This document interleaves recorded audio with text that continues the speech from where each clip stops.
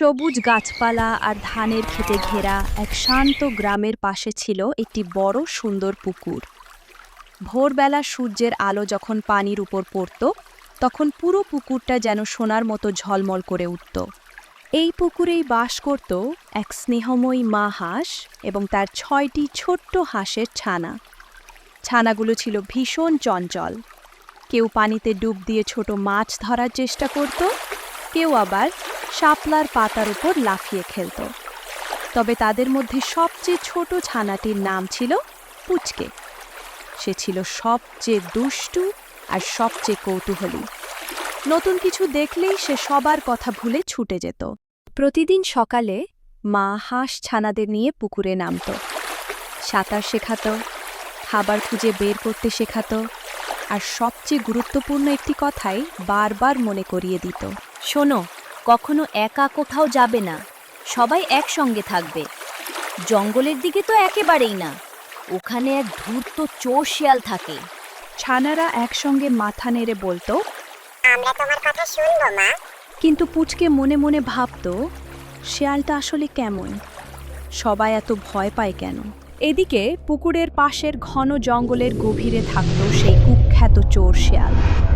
গ্রামের লোকেরা তাকে অনেকবার মুরগি, হাঁস আর ডিম চুরি করতে দেখেছে, তাই সবাই তাকে দেখলেই তাড়িয়ে দিত।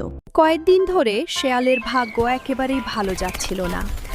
একদিন মুরগি ধরতে গিয়ে কৃষকের কুকুরের তাড়া খেয়েছে, আরেকদিন মধু চুরি করতে গিয়ে মৌমাছির কামড় খেয়েছে। ৩ দিন ধরে তার পেটে ঠিকমতো খাবার পড়েনি। ক্ষুধায় কাতর হয়ে সে জঙ্গলের ধারে এসে দাঁড়ালো। ঠিক তখনই তার চোখ পড়ল পুকুরের দিকে। সেখানে মা হাঁস তার ছানাদের নিয়ে আনন্দে সাঁতার কাটছে। শেয়ালের চোখ চকচক করে উঠল। সে জিভ দিয়ে ঠোঁট চেটে মনে মনে বলল, আহা, এতগুলো মোটা মোটা হাঁসের ছানা! যদি একটাকেও ধরতে পারি তাহলে আজকের খাওয়ার চিন্তা শেষ। কিন্তু সে লক্ষ্য করল মা হাঁস সব সময় ছানাদের মাঝখানে থাকে, তাই এখন আক্রমণ করা বোকামি হবে। চোর শেয়াল ছিল খুব ধৈর্যশীল। সে জানত শিকার ধরতে হলে আগে সুযোগের অপেক্ষা করতে হয়। তাই সে প্রতিদিন ঝোপের আড়ালে লুকিয়ে হাঁসের পরিবারকে দেখতে লাগল। প্রথম দিন সে দেখল মা হাঁস এক মুহূর্তের জন্য ছানাদের একা ছাড়ে না। দ্বিতীয় দিন সে দেখল ছানারা সারি বেঁধে হাঁটে। তৃতীয় দিন সে বুঝতে পারল শুধু পুচকেই মাঝে মাঝে লাইন থেকে বেরিয়ে যায়। শেয়ালের মুখে ধূর্ত হাসি ফুটে উঠল। সে মনে মনে বলল, এই ছোট্ট দুষ্টু ছানাটাই হবে আমার সহজ শিকার, শুধু একটা সুযোগ দরকার। পরদিন সকালে মা হাঁস ছানাদের নিয়ে পুকুরের অন্য পাশে গেল। সেখানে প্রচুর ছোট মাছ আর শামুক ছিল। সবাই আনন্দ করে খাবার খেতে শুরু করলো। ঠিক তখনই মা হাঁস দূরে ভেসে থাকা বড় একটি শামুক দেখতে পেল। সে ছানাদের বলল, তোমরা সবাই এখানে দাঁড়িয়ে থাকো, আমি ওই শামুকটা নিয়ে আসছি। কেউ কিন্তু 1 ইঞ্চিও নড়বে না। মা হাঁস ধীরে ধীরে দূরে সাঁতরে গেল। আর ঠিক সেই মুহূর্তেই ঘন ঝোপের আড়াল থেকে দুটো চকচকে চোখ ছানাদের দিকে তাকিয়ে রইল। ঝোপের আড়াল থেকে ধীরে ধীরে বেরিয়ে এলো ধূর্ত চোর শেয়াল। তার চোখে ছিল চালাকির ঝিলিক আর মুখে ছিল ভুয়া হাসি। সে জানত জোর করে কিছু করতে গেলে মা হাঁস ফিরে আসতে পারে, তাই এবার সে বুদ্ধি খাটানোর সিদ্ধান্ত নিল। শেয়াল চারপাশে তাকিয়ে কয়েকটি পাকা লাল জাম, কুল আর কচি আম কুড়িয়ে আনল। দূর থেকে দেখে মনে হচ্ছিল যেন ছোট্ট কোনো ভোজের আয়োজন করা হয়েছে। হাঁসের ছানারা অবাক হয়ে তাকিয়ে রইল।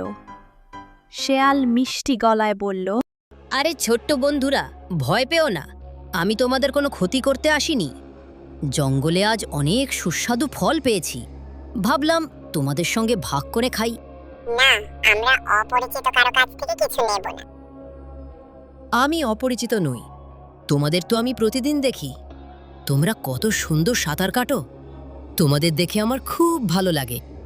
এই মিষ্টি কথায় ছোট্ট পুচকের মন একটু নরম হয়ে গেল। সে ভাবল, শেয়াল তো বেশ ভালোই মনে হচ্ছে। সবাই ওকে অকারণে ভয় পায় নাকি? শেয়াল বুঝতে পারল তার ফাঁদে একজন পা দিতে শুরু করেছে। শেয়াল তখন আরেক ধাপ এগিয়ে বলল, শুধু এই একটা ফল খেয়ে দেখো, যদি ভালো না লাগে তাহলে আমি চলে যাব। পুচকে চারদিকে তাকালো। মা হাঁস তখনও অনেক দূরে।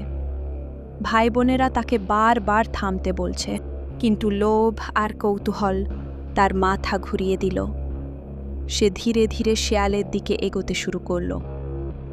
বিদ্যুতের গতিতে সে ঝাঁপিয়ে পড়ে পুচকেকে মুখে তুলে নিল। তারপর শেয়াল প্রাণপণে জঙ্গলের দিকে দৌড়াতে শুরু করলো।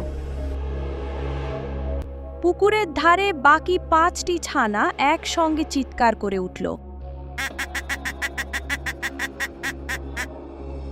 সেই চিৎকার শুনে দূরে থাকা মা হাঁস দ্রুত ডানা ঝাপটিয়ে পুকুরের তীরের দিকে ছুটে এলো। কিন্তু ততক্ষণে চোর শেয়াল জঙ্গলের ভেতরে ঢুকে পড়েছে। মা হাঁস এক মুহূর্তের জন্য সময় নষ্ট করল না। সে বুঝে গিয়েছিল যত দেরি হবে ততই তার ছোট্ট ছানাকে উদ্ধার করা কঠিন হয়ে পড়বে। এদিকে চোর শেয়াল মুখে পুচকেকে নিয়ে দ্রুত দৌড়ে চলেছে। আজ আর কেউ আমাকে আটকাতে পারবে না, এতদিনের ক্ষুধা আজ মিটবেই। একটি টিয়া আর 2টি কাক ওপরের গাছের ডালে বসে এই সব কিছু দেখছিল। তারা বুঝতে পারল একটি নিরীহ হাঁসের ছানাকে চোর শেয়াল ধরে নিয়ে যাচ্ছে।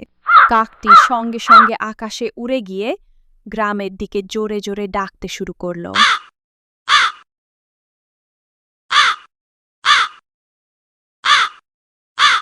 তার ডাক শুনে গ্রামের কয়েকটি কুকুর সতর্ক হয়ে গেল।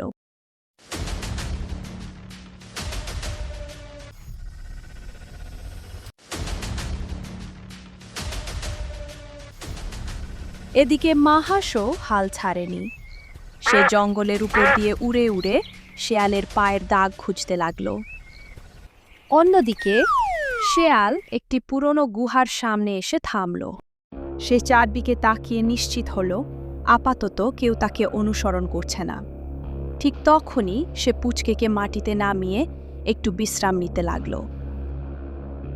কিন্তু সে ভুলে গিয়েছিল ভয় কাঁপলেও পুচকে খুব বুদ্ধিমান।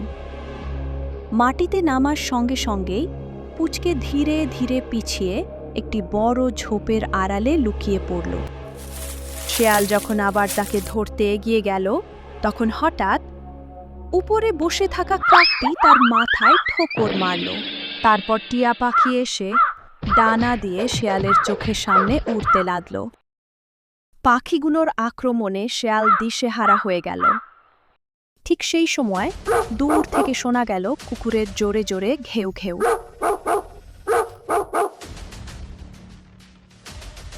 শেয়ালের মুখের হাসি মুহূর্তেই মিলিয়ে গেল।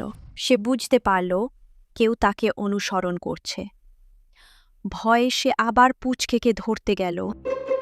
ঠিক সেই মুহূর্তেই মা হাঁস সেখানে পৌঁছে যায়। চারদিক থেকে গ্রামের কুকুরগুলো চোর শেয়ালকে ঘিরে ফেলল। শেয়ালের বুক ধড়ফড় করছে। এতদিন অন্যের খাবার চুরি করে সে সহজেই পালিয়ে যেত, কিন্তু আজ পরিস্থিতি একেবারেই আলাদা। শেয়াল বুঝতে পারল এখন শক্তি দিয়ে নয়, বুদ্ধি দিয়েই পালাতে হবে। সে হঠাৎ মাটিতে গড়িয়ে পড়ে অসুস্থ হওয়ার ভান করল। কুকুরগুলো একটু থমকে গেল। সেই সুযোগে শেয়াল বিদ্যুতের গতিতে পাশের ঘন ঝোপের দিকে দৌড় দিল। আজকের পর আর কখনো এই পুকুরের ধারে আসব না। লোভ করতে গিয়ে নিজের প্রাণটাই প্রায় চলে যাচ্ছিল।